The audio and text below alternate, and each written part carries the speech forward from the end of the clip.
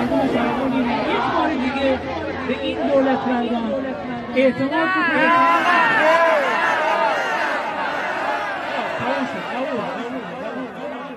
چقدر جی درد و جی ماتم بگفتیم،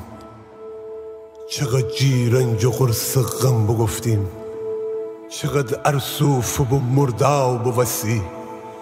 امی دیل کرچب و تالاو بوسی، امی مار زبان درد گفتیم،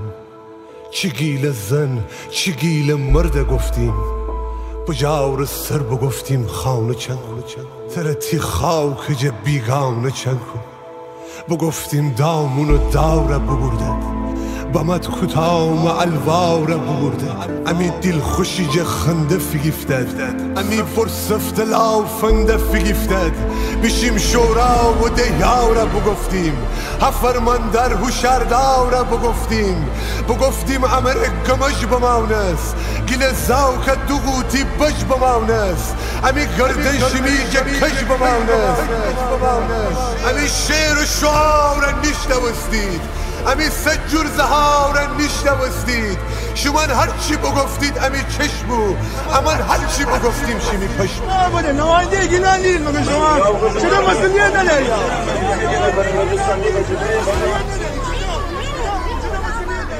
الان دقب دارم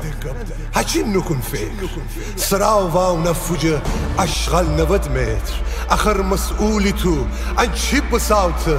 همش وعده دهی خیلی زماوته مریضی مردم پای فکلشته دو شیرا و بر روبار رشته هشیرا و به پیلدان سرطان بگیفته درد بی درمان سراوان آخر تیر دل نسوج مردمانه بکوش سرطان امی پیر جوانه همش امروز فرداوتی جوابه فرس ام مردم ولا سوابه نه اشغال هدو کله بکله مگس دوره کده فله بفله شب روزه شمی پاکم بکفتیم سراوان وسی سرما بخفتیم شمی دست فدهیم هست سرخ و گوله امی مردم حقنی گلوله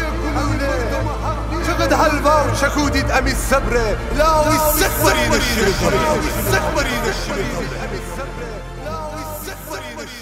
مگس امر به کشتن داره داداش مگس امی زندگی همه بردن داره امی زکان همه مریض واسطن داره از سم مگس از بوی از کثیفی آشغال آب آلوده امر مریض گوده آبای زیرزمینی همه چشمان آلوده بواسه از آب زیرزمینی